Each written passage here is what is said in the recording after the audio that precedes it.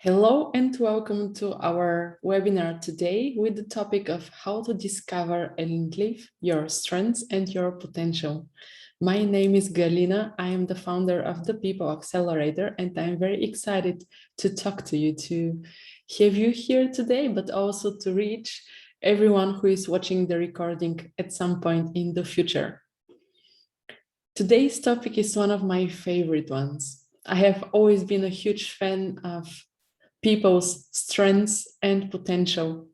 The only thing is that strengths and potential are very often something non-tangible, something that you can't really describe, you can't really grasp. And because of this and because of some other reasons, it's very often difficult for people to know or to imagine, or then also to express what their strengths and potential are and to implement it in their daily life. Let me start by giving you one example about how I love living the whole topic of strengths and potential. And it is a story which is already 8 or 9 years old, I believe.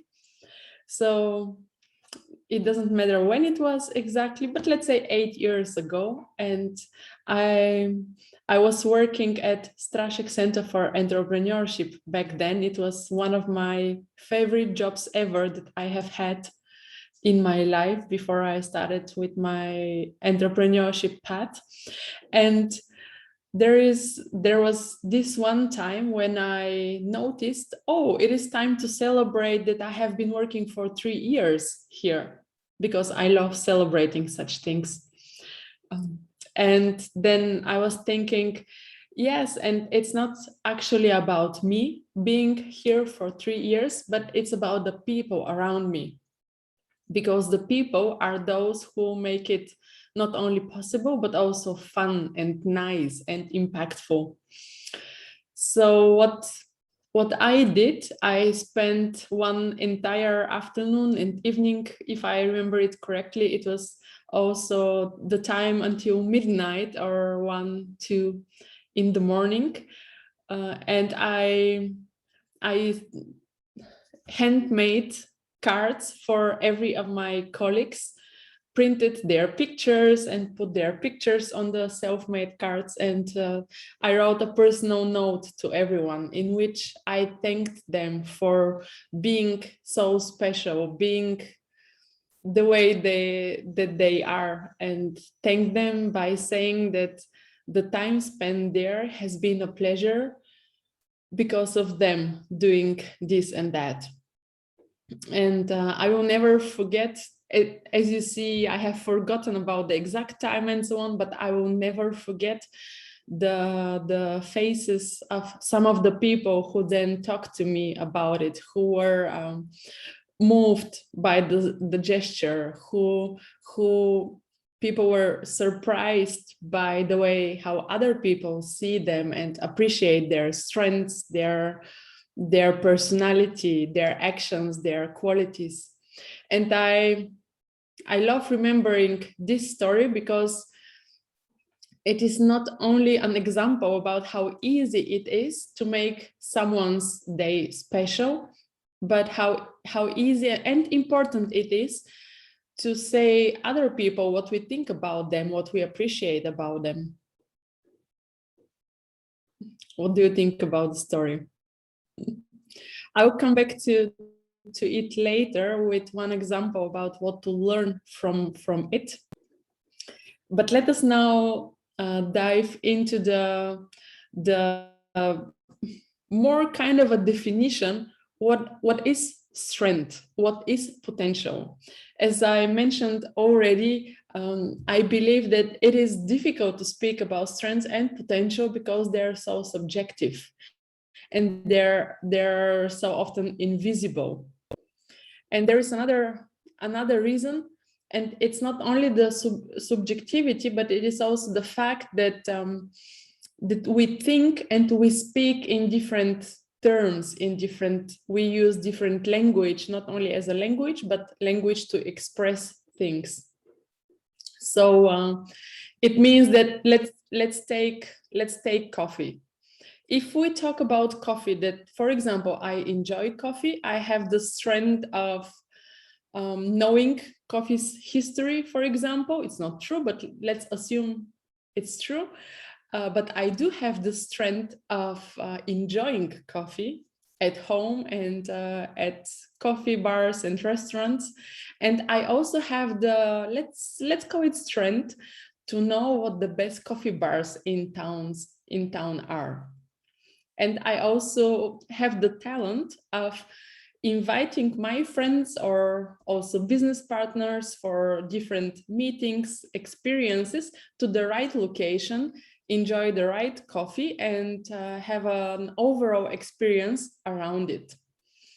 But let's say you could be someone who also enjoys coffee, but you enjoy producing coffee or selling coffee or advertising coffee.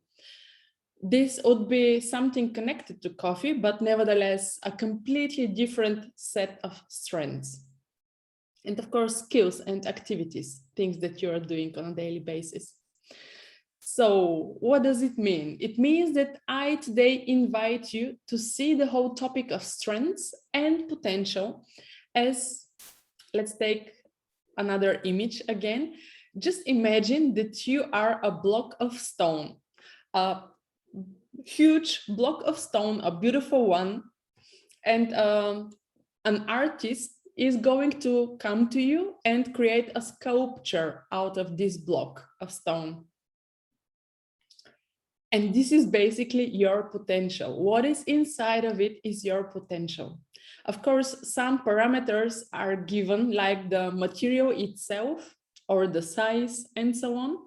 But nevertheless, the artist has the freedom and the power to create something beautiful out of that block of stone by taking away different parts of the stone which shouldn't be there, or let's say experimenting what would happen if we take this part of the stone and take it away, what would happen if we change the color of the stone, and so on. So it is very similar with our strengths and potential on a daily basis. The good news is that we are the artists. We are those who create the sculpture out of the block of stone for ourselves. And of course, we need some skills for it. And of course, we need some practice. And the good news is that it is a never-ending process. We can change what we are working on, what we are creating at any point of time. And it is up to you to decide for yourself what is the sculpture that you want to create. To maybe first see what is the sculpture that you have been creating until now, and then to imagine what from it do you want to keep, what do you want to take away, and what do you want to change slightly or in a huge dimension. And for this block of stone, for creating that statue, it is important to know or to remember, because it is something that you already know, that no two human beings ever on earth see things in a not only exact same, but in a similar way. What does it mean? If I go out right now and I want to take a walk, it means one thing for me. And if you at the same time take a walk at the same street or park, it is going to mean something completely different to you. Why? Because we are two completely different human beings in a completely different situations of life. We have different experiences, different personalities, different needs, different perception of life. It is like we would put different glasses on and perceive world through different glasses. And then by perceiving different things in the same scenario even, we would continue our way leading this way or this way. And we would feel in a different way by going that way. And this is okay, this is totally fine.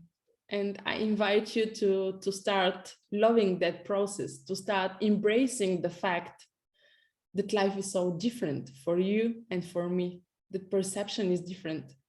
And of course, I'm not telling you anything new. But what I want to say with it is that how about you just forget about measuring your success, your happiness, your strengths, your potential with somebody else's measurement stick, because we're all different. How about you stop comparing yourself with the life of someone else? How about when you see strengths that other people show, such as kindness or being well organized, being open-minded, making money, having a great career, or having a great business, or having a great personal life, no matter what it is that you consider a strength. How about you take it as inspiration, but then you make your own small sculpture out of it? What do I mean? Let's take someone who manages in a nice and healthy and funny way to combine their working and private life. Let's say it is a strength that you want to have. Then instead of you having some negative thoughts because you consider them much better than you in that same activity, how about you say, okay, for me, let's say I, Galina, on the 19th of August 2021, what would it mean to me right now, right here, to have a successful work-life balance? To be good in combining what I do for living, my personal development, and my personal life. Let's say it would be a goal for me. And then describe it. Describe it by, for example, how a week of my life would look like if I have developed that strength in a degree that I desire to have. That would be one way. Then another way, and this is the key lesson of this webinar, and I really hope that you enjoy it as much as I do, learn to think in terms of how do I make people feel? What does it mean? In that example of having a work-life balance, it would mean when I have the strength of a healthy, fun work-life balance, how do I make other people feel? Me, Galina, on the 19th of August 2021. And then you can answer the following questions. First, how many people do I want to make feel in that certain way? In terms of, for some people, it is not only enough, but very important to have not more than 5 people around them in their social circle. For other people, it might be 15 or 50 or 500, 5,000, 5 million. So how many people do you want to make feel in a certain way when you are in your work-life balance? Then second question would be, what type of people are they? And for this question, you could go in a different ways. For example, you can see the common denominator of everyone in that group. Maybe they are all people that you know. Maybe they're all friends and family members. Maybe it is anyone that you meet, even if you don't know them, but you meet them and you want to touch their life, but what you're doing. So it doesn't matter what it is. If they all have something in common, then this is something that is helpful to you. Another way to determine or to use that example to clarify your strengths and potential is to divide those people in different groups. You can divide them Very often people do it in terms of work, family and friends, then social life. But you can also divide them in the different circles that you are active in. Or you can even go from person to person to person, especially if in that moment that you're watching this webinar recording, if there is someone very special that you feel that the relationship has big potential to grow, or there is something bothering you over there and you are looking for answers on how to make it even better, then you can write down the name of that person and think about how the future you, with that strength of healthy work-life balance, can make that other person feel.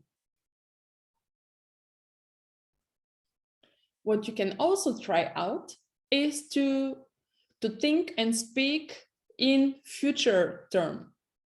For example, if anything was possible, if time, age, money, resources wasn't an issue, I would love to make people feel like they're coming home, they feel in peace, and there is no other place they would rather be, because they feel creative, they feel free,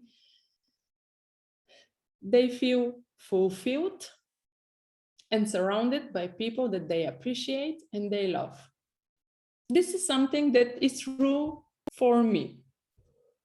And then by having such a more hypothetical definition of how you want to make people feel, then you can again ask the questions. How many people do you want to make feel this way? Then the next one, what type of people should it be? And here, in case you are an entrepreneur in the beginning of your entrepreneurship career, you can very easily and organically find out who your favorite customer or user is going to be. Let me check for comments. You like it. I'm very happy about it. Okay, the next questions that you can ask yourself is, how often do you want to make them feel this way? Is that something that you do once or every day or more than once a day? For example, if it is only once, maybe you are going to write a book about something and people take the book, read it once, they feel this way, and then they go further. If you feel like you want to make people feel this way on a regular basis, then you can distinguish between, are you the person who is there on a regular basis and you do something that makes them feel this way? Or do you do something once and then they feel in the same way on a regular basis? That would mean that, for example, you don't only write the book, but it is a workbook, so that those people can not only read it once, but do the exercises again and again and again. And in this way, you, so to speak, are with them on a regular basis and they feel this way. Or for example, if you do have a lot of friends or people in your community, your clients whom you get together, then you make sure that they feel in a certain way on a regular basis.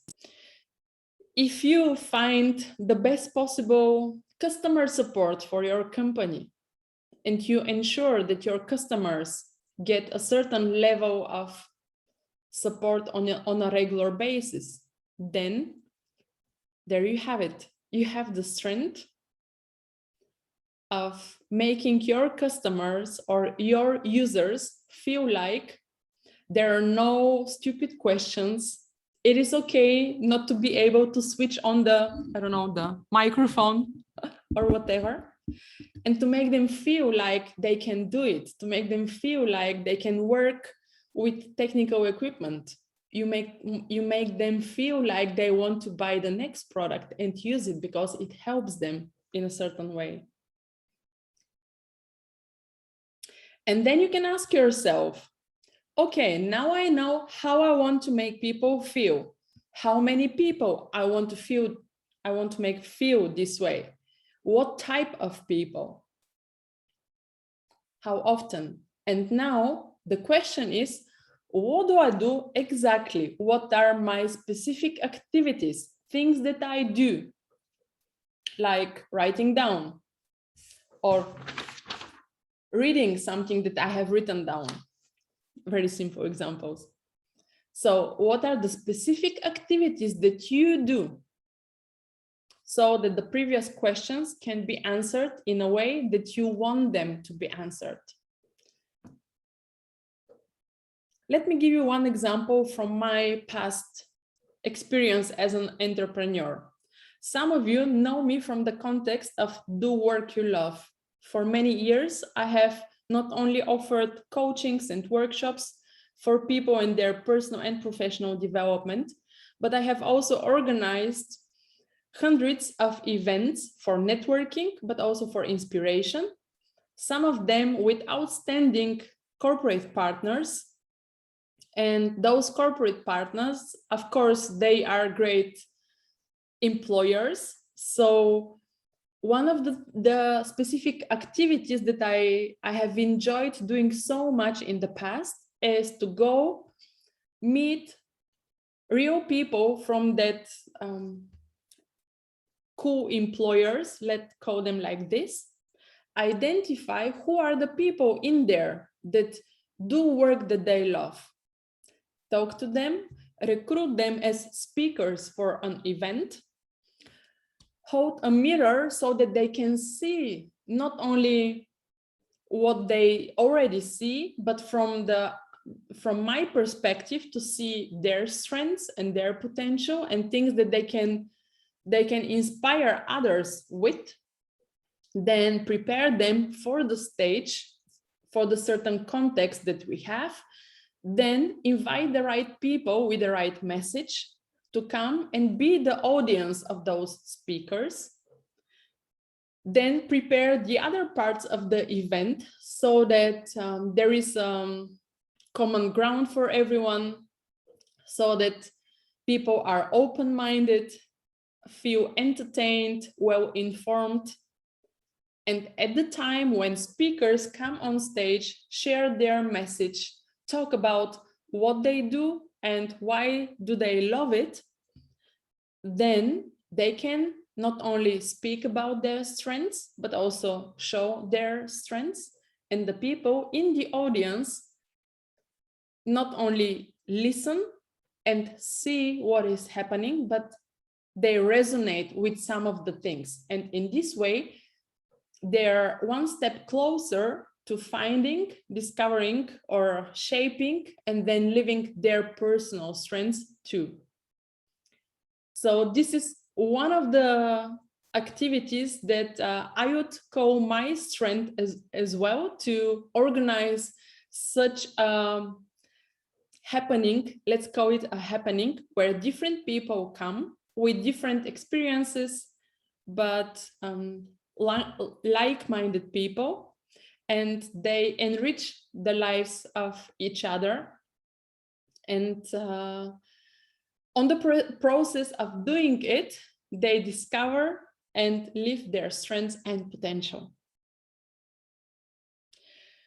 So we are going to the end of this webinar, and I would like to conclude with one proposal for you.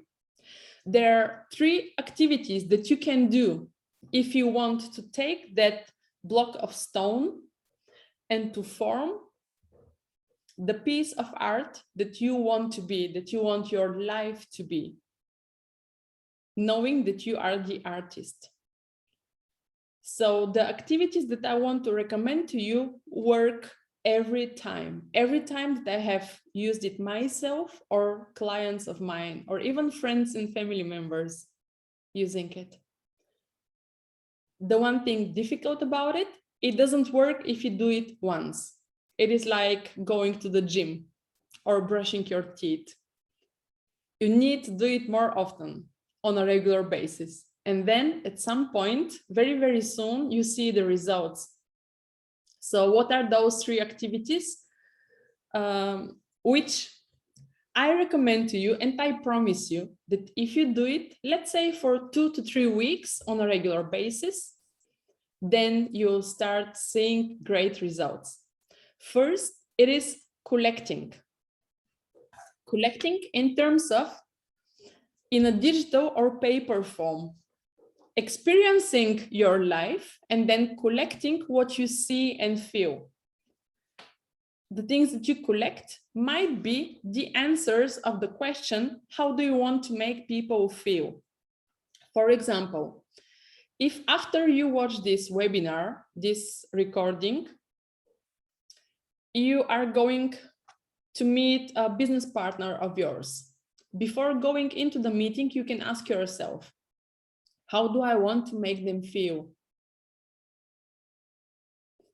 For example, if they come visit you in your office, perhaps you want to be a good host and you want them to feel cozy, to feel in a friendly atmosphere, or to feel like they are working with a professional.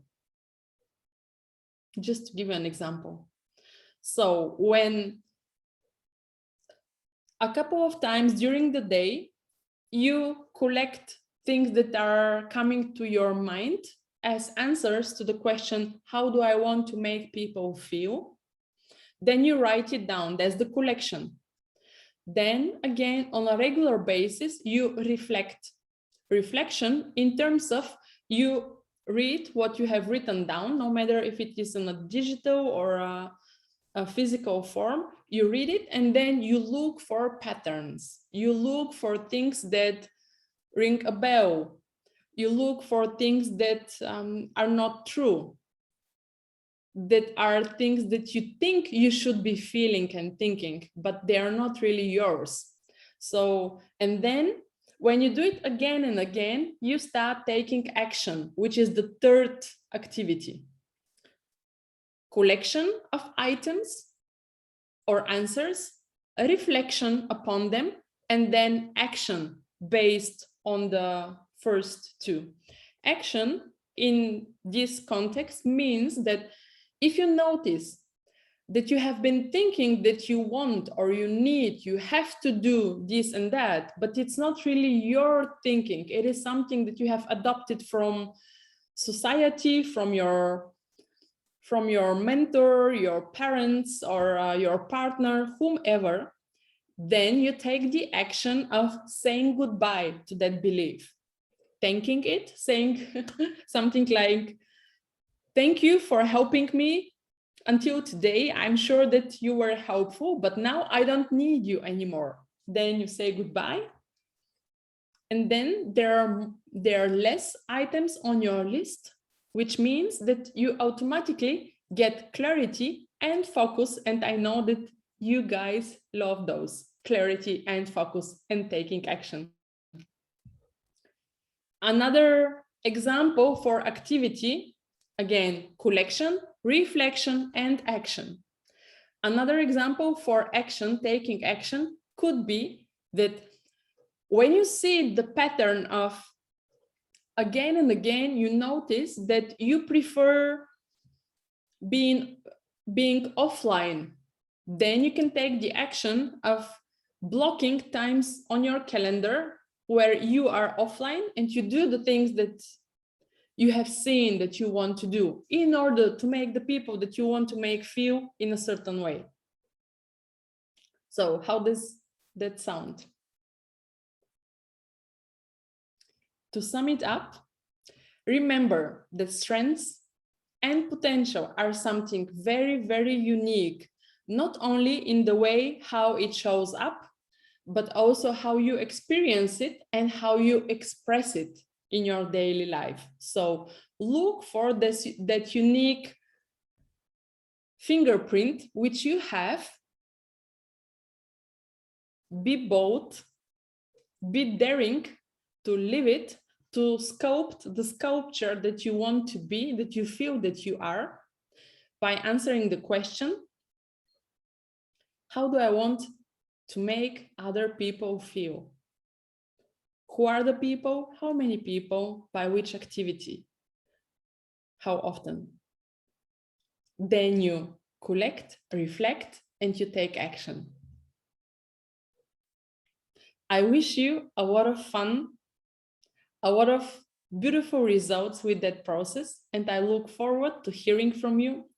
Let me know if you have any other questions. Let me know if you have a specific example that you want to have a brainstorming about, and I hope to see you at some point soon or in future. Bye-bye.